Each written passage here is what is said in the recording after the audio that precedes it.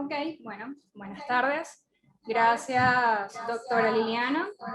Y bueno, es mi turno de dar las gracias, por supuesto, como siempre, a la Sociedad Venezolana de Endocrinología y Metabolismo, a los organizadores del Congreso ESO 2021 y, por supuesto, al Centro Médico Docente La Trinidad por hacer posible este encuentro. Vamos a dar inicio entonces a la última charla de este congreso y cerramos con un tema bastante peculiar: la disregulación de la mitocondria, el músculo esquelético en la obesidad. ¿Y por qué hablar de mitocondrias? ¿Okay? Las mitocondrias representan un organelo clave en las células del cuerpo humano y, como sabemos, tienen un papel muy bien definido para mantener la homeostasis metabólica.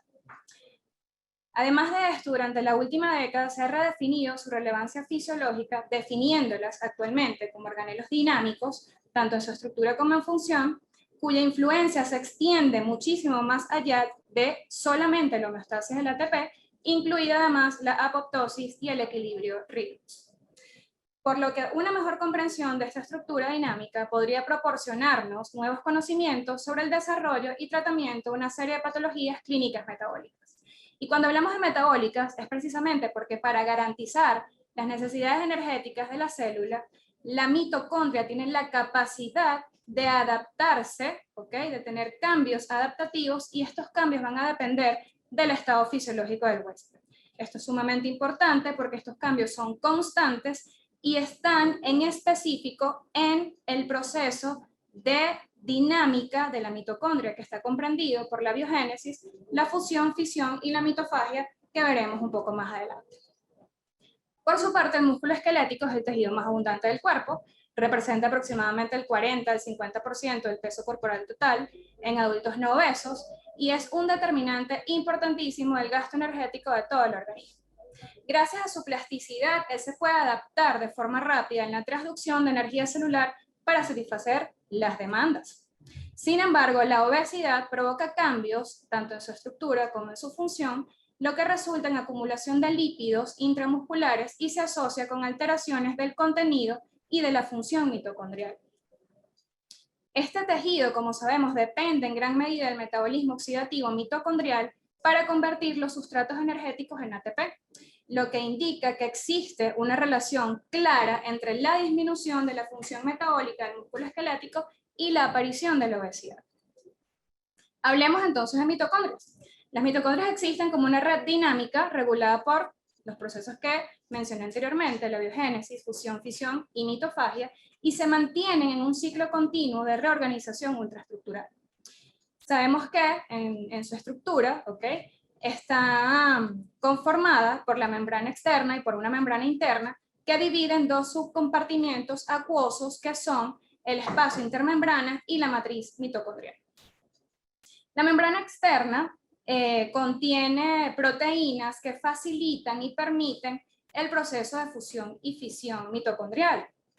El espacio intermembrana contiene a su vez proteínas en su interior que permiten esta reorganización estructural y además el plegamiento de otras proteínas. La membrana interna, por su parte, contiene la membrana interna límite y además unas estructuras dinámicas llamadas crestas, ¿ok? Que en ellas encontramos los procesos principales de respiración dados por la cadena de transporte de electrones. Además de esto, por supuesto y muy importante, la matriz mitocondrial, donde encontramos estructuras como el ADN mitocondrial. El ADN mitocondrial, imagínense, es un plus que tiene la mitocondria que precisamente le permite el proceso de biogénesis. Además de esto, podemos encontrar ADN y ARN polimerasas, ¿ok? El ARN de transferencia que permite precisamente el transporte de aminoácidos hasta los mitorribosomas para la síntesis proteica, y además encontramos dos complejos importantísimos en la matriz, que son el ciclo de Krebs y, por supuesto, la beta-oxidación de los ácidos grasos. Sabemos además que la transducción del ATP, ¿ok? Es a través, o se produce a través de la fosforilación oxidativa, donde tenemos una enzima muy importante, de la cual vamos a hacer unos comentarios bien particulares al final de la charla, que es nada más y nada menos que la ATP sintasa. Con esto entonces sabemos que el ciclo de vida mitocondrial se relaciona o está dado por procesos estrictamente controlados, que las características de estos procesos van a variar entre los diferentes tejidos y que cualquier alteración que genere adaptaciones en la bioenergética puede producir un cambio y puede producir una disregulación de la mitocondria en el músculo esquelético.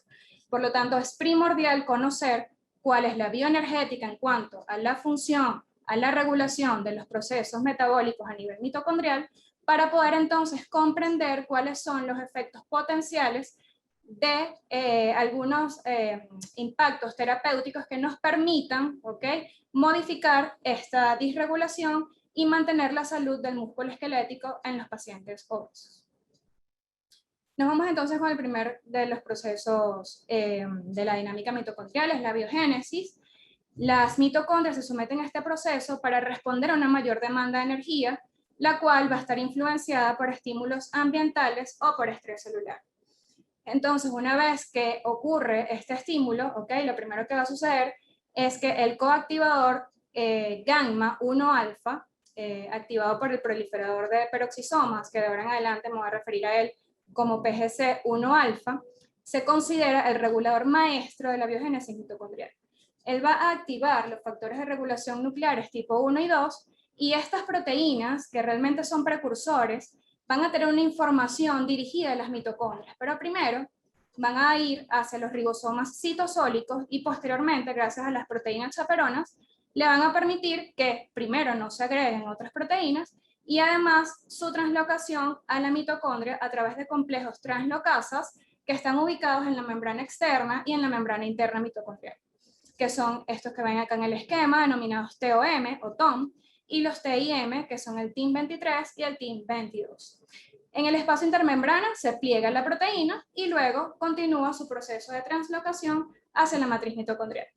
El ADN mitocondrial, por su parte, va a hacer su proceso de transcripción a través de las proteínas, que están ubicadas precisamente gracias al factor de transcripción mitocondrial tipo A. Posterior a esto, la traducción va, por supuesto, de la mano con el ribosoma, y gracias a la peptidasa de procesamiento mitocondrial se va a escindir en su forma madura. Para resumir un poco esto, que quizás puede parecer un poquito enredado, una vez que tenemos una relación AMP-ATP regulada a la alta por la demanda de energía no satisfecha, se va a activar la proteína quinasa dependiente de AMP, con lo cual se va a estimular la PGC1 alfa, que como les dije es el regulador maestro de la biogénesis mitocondrial. Por lo tanto, va a aumentar la captación celular de glucosa y el metabolismo oxidativo. Sabemos que el metabolismo oxidativo está expresado en la fosforilación y la beta-oxidación de los ácidos grasos, lo que va a permitir una mayor capacidad para la síntesis de ATP mitocondrial. Pero ¿qué pasa con el exceso de nutrientes? Una ingesta excesiva de energía puede resultar en una disregulación de la biogénesis, lo que va a llevar a un metabolismo incompleto de los ácidos grasos mitocondriales, un aumento de la generación de especies reactivas de oxígeno y estrés oxidativo, además alteraciones en el metabolismo de los carbohidratos, expresados en disminución de la captación de glucosa en resistencia a insulina, y un aumento de la mutación del ADN mitocondrial en el músculo esquelético. Por su parte, los siguientes procesos dinámicos, fusión y fisión, son procesos que mantienen la calidad de la red mitocondrial y que aportan plasticidad en la capacidad bioenergética de la mitocondria, en función, por supuesto, de las demandas metabólicas de la célula. Tenemos que ambos procesos comienzan con la activación de GTPasas que están ubicadas en la membrana mitocondrial externa. En el caso de la fusión, las mitofusinas 1 y 2, ellas van a permitir la interacción de mitocondrias distintas, y van a unirse a través de sus dominios en forma de espiral para permitir que posterior, por hidrólisis inducida por GTP, se unan las membranas mitocondriales externas. Posterior a esto, otra proteína de fusión mitocondrial importantísima, que está señalada en color turquesa, se llama OPA1. Ella va a permitir la unión de las membranas mitocondriales internas, y al completarse esta fusión, entonces tenemos una reorganización y una elongación de la mitocondria. La fusión es esencial para el alargamiento y la recombinación del ADN mitocondrial, por lo que está asociada con una función mitocondrial mejorada y su pérdida está asociada a su vez a disfunción y apoptosis. La fisión, por su parte, utiliza como GTPasa, ubicada en la membrana mitocondrial externa, la DRP1, ¿okay? Que es una proteína relacionada con la dinamina. Esta proteína también se adapta en forma de espiral y va alrededor, se va a ubicar alrededor de la membrana mitocondrial, justamente donde se une la mitocondria, donde se relaciona la mitocondria con el retículo endoplasmático. Entonces, al unir sus extremos, sus dominios, indiscutiblemente se va a cerrar alrededor de la mitocondria y va a fisionarla, es decir, va a fragmentarla. La fisión se inicia para eliminar las mitocondrias dañadas de la red después de la pérdida del potencial de la membrana mitocondrial y durante el estrés oxidativo, por lo que actúa como un mecanismo de control de calidad y un sensor metabólico. Para finalizar con los procesos de dinámica mitocondrial tenemos la mitofagia. La mitofagia no es más que el catabolismo y eliminación de las mitocondrias dañadas o innecesarias después de los procesos de fusión y de fisión.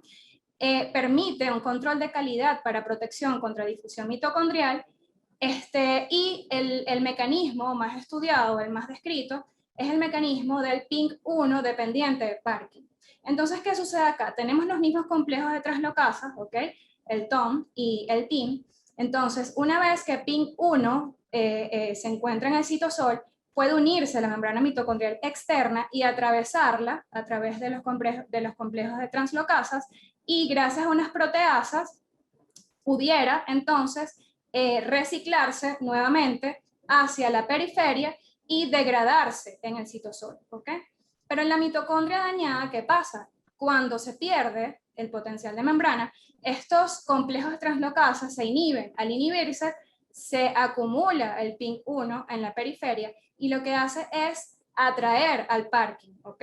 El Parkin es una proteína relacionada con la autofagia y esto es como que si la mitocondria esté dando señales de estrés celular, por lo tanto va a haber un ciclo como un bucle en el que se va a mantener, ¿ok? Esta atracción de Parkin. El Parkin es una ubiquitina, es decir, que va a llamar más ubiquitinas y va también a producir más receptores para poder seguir llamando ubiquitinas, ¿ok? Entonces, una vez que están todas estas células poliubiquitinadas en la periferia, entonces van a traer a una proteína particular, que es la P62, que es la que va a permitir que se forme el autofagosoma, que se elongue y que además, pues, culmine el proceso y entregar la mitocondria dañada al lisosoma. Entonces, en el músculo esquelético dañado por la obesidad, la mitocondria pierde ese potencial de membrana. Y cuando la mitofagia es excesiva, induce estrés celular y pérdida del músculo esquelético. Entonces, ahora bien, ya sabemos que los procesos de dinámica mitocondrial son los que se disregulan, ¿ok? En el músculo esquelético, en los procesos metabólicos. En este caso, estamos hablando de la obesidad. Pero ¿cómo se expresa de forma objetiva esto? Entonces, bueno, este estudio es un artículo de revisión realmente, ciclo de vida de la mitocondria del músculo esquelético en obesidad. Es un estudio de revisión que se realizó en la Universidad de Ottawa, en Canadá. Se aceptó en 2020 y fue publicado por Obesity Reviews en el año 2021, ¿okay? O sea, en el presente año. Entonces, ellos toman algunos estudios, ¿ok? Y los comparan, o sea, fueron estudios comparativos que tienen resultados en cuanto a pacientes obesos versus pacientes control no obesos, donde de forma objetiva podemos evidenciar cuáles son las características que nos hablan de disfunción mitocondrial. Entre ellos tenemos las más importantes, la disminución de la producción de ATP y el aumento de peróxido, en algunos casos en mitocondrias aisladas, en otros casos en las mitocondrias del músculo esquelético en general, además disminución del glutatión redox, ¿ok? Y por supuesto disminución de las proteínas mitocondriales por emisión de peróxido. En resumen, nos dicen entonces, en este artículo de revisión, que la regulación a la baja de la expresión de proteínas mitocondriales altera la expresión y actividad del PGC1-alfa, que como sabemos es el regulador maestro de la biogénesis. por lo que hay una disminución de la actividad transcripcional de los factores que controlan los genes mitocondriales, con lo que ya nos llevamos entonces la biogénesis y el pool de mitocondrias sanas.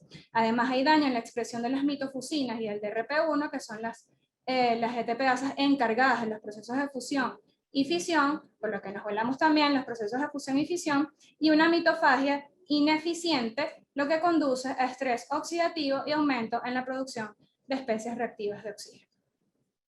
Dicho de otra forma, un esquema un poquito más básico, ¿okay? Una vez que se pierde el potencial de membrana, hay aumento del estrés oxidativo y hay un desbalance entre los procesos de fusión y fisión, siendo positivo hacia la fisión. Entonces, ¿qué pasa? En obesidad pueden pasar dos cosas cuando esto sucede.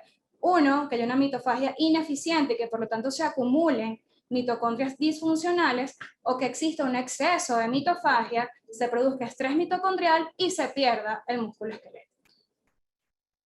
¿Qué sabemos entonces hasta ahora? Esto es un continuum, ¿ok? Es decir, que esto es un ciclo entre la obesidad y las distintas patologías metabólicas y la disfunción mitocondrial, donde va a haber disminución de captación de glucosa, disminución del metabolismo de los lípidos, disminución de la función del músculo esquelético y, por supuesto, aunado a esto, la disfunción mitocondrial, que como les dije, es un ciclo, ¿ok? Ahora bien, sabemos y hemos discutido el día de hoy, se ha hablado bastante acerca del impacto positivo, beneficioso que tiene el ejercicio físico en las diferentes patologías metabólicas, incluso en los pacientes sanos. Pero ¿cuál es su impacto en la función mitocondrial? Tenemos que el ejercicio activa la proteína quinasa dependiente de MP, se activa a su vez la PGC1-alfa, que es el regulador de la biogénesis, a su vez también se aumentan los factores de regulación 1 y 2, con lo que tenemos una biogénesis mitocondrial excelente, ¿ok? Con aumento de masa mitocondrial, aumento de la síntesis de ATP, de la absorción de glucosa, fosforilación oxidativa y beta-oxidación de los ácidos grasos. Por su parte, en la parte estructural, el ejercicio además aumenta la fusión y mantiene la fisión, es decir, que se equilibra, por lo tanto no va a haber una fragmentación inadecuada y no se van a acumular mitocondrias que sean deficientes o ineficientes. Además de esto, estudios recientes han demostrado que existen los llamados nutrientes mitocondriales, ¿ok? Por supuesto, esto todavía está en estudio. Uno de ellos son los ácidos grasos dietéticos, específicamente los tipo N3, que de hecho se usan, ¿ok? Y que tienen la capacidad de actuar sobre la adaptación mitocondrial. Además de esto, actualmente se habla del ácido linoleico conjugado como un nutriente mitocondrial, ya que aumenta la fosforilación oxidativa, aumenta la beta-oxidación de los ácidos grasos, mejora el metabolismo de los lípidos, porque disminuye la adipogénesis, aumenta la lipólisis y con esto aumenta la masa grasa que se expresa, por supuesto, en una mejor función y adaptación del músculo esquelético. Hay algo acá sumamente importante, es que recientemente también se habla de los miméticos del ejercicio, ¿ok? Entonces nos preguntamos, bueno, ¿qué son los miméticos del ejercicio? Este estudio, este artículo, es un artículo también de revisión que se llama Píldoras del ejercicio, en la línea de inicio, ¿ok? Es un estudio, un artículo que se realizó en conjunto con la Universidad del Deporte de Beijing, China, y con el Departamento de Farmacología y Terapéutica de la Universidad de British en Canadá. ¿Okay? Fue publicado en el 2015, sin embargo es un artículo de referencia para una de mis fuentes que estuvo publicado ahorita en 2021 y bueno, por la revista Cell Press. Entonces esto, bueno, a mí me pareció sumamente interesante porque ellos revisaron, o sea, sabemos cuáles, y ya los acabo de mencionar, cuáles son los efectos del ejercicio físico a nivel de los diferentes puntos, ¿ok? Para mejorar la biogénesis mitocondrial. Entonces, compararon diferentes moléculas y cómo actúan estas moléculas en los procesos de transducción y que simulan, ¿ok?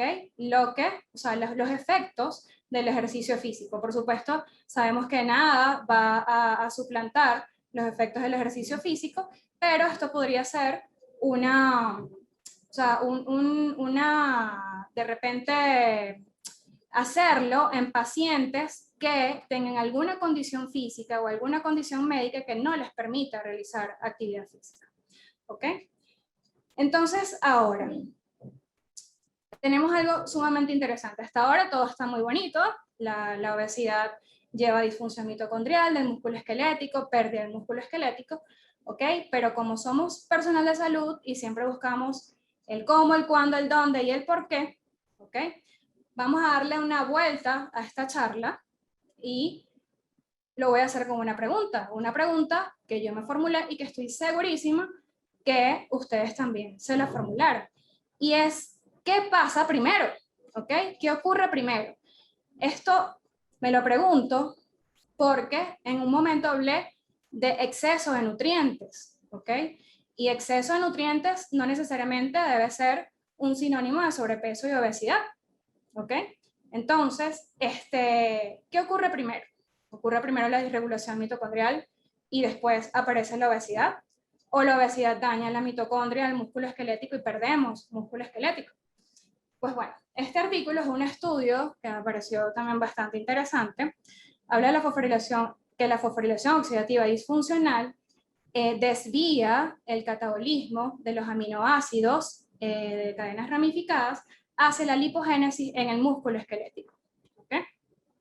Este estudio fue realizado en Madrid, España, y publicado por The EMBO Journal ahorita en el 2020. Entonces, ellos demostraron in vivo que la inhibición de la actividad de la ATP sintasa mitocondrial en el músculo esquelético altera la homeostasis lipídica de todo el organismo. Además de esto, se tomaron la molestia de estudiar moléculas, o sea, drogas, ¿ok? Para tratar de comprobar si hay algún tratamiento farmacológico que permita modificar esta disregulación mitocondrial. E identificaron al edarabone como un potente antioxidante y potenciador de la actividad mitocondrial. Para responder a estas preguntas, ellos generaron un ratón, ¿ok?, al que le inhibieron la ATP sintasa precisamente para disminuir la fosforilación oxidativa. De acuerdo con esto, el deterioro de la fosforilación oxidativa desencadena el cambio a un fenotipo lipogénico de un tejido no lipogénico, como lo es el músculo esquelético. ¿Okay? De hecho, tras la inhibición de la ATP sintasa, las enzimas lipogénicas se sobreexpresan y se activan, y la acetil-CoA se acumula en las miofibras para impulsar la tasa lipídica de nuevo.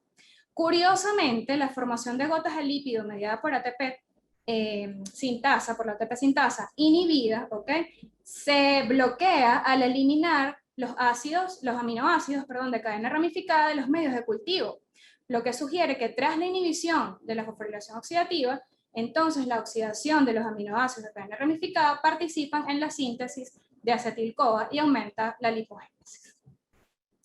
Con respecto a la edarabone, bueno, ellos probaron 702 moléculas, ¿ok?, con un potencial efecto a nivel de la oxidación, a nivel de la fosforilación oxidativa en las mitocondrias.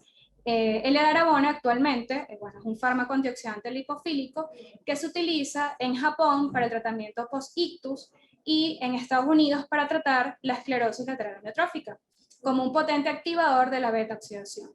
Entonces, demostraron in vivo que el tratamiento con edarabone restaura las especies reactivas de oxígeno y el metabolismo de los lípidos, reduciendo los depósitos de tejido adiposo blanco visceral y previniendo el establecimiento de resistencia a la insulina mediada por disfunción mitocondrial. Entonces, bueno, no quiero concluir de forma, hacerlo formalmente, porque creo que, bueno, después de mi humilde charla, puedan sacar sus propias conclusiones con respecto a este tema, de verdad bastante peculiar, bastante particular, pero sí quiero decir algo que quizás pudiera sonar un poco fuera de lo común, y está fuera de lo común, y es que debemos cuidar nuestras mitocondrias. Debemos cuidar las mitocondrias, no solamente tratando al paciente con sobrepeso o obesidad, con resistencia a insulina, con diabetes, ¿ok? Es evidenciando o investigando en nuestros pacientes normopeso si tienen algún hábito nutricional con exceso de nutrientes que indiscutiblemente pudiera desarrollar una disfunción mitocondrial y llevarlo a desarrollar alguna patología metabólica, ¿ok? Porque no lo digo yo, si siempre hacemos lo mismo, no podemos esperar resultados diferentes. Gracias.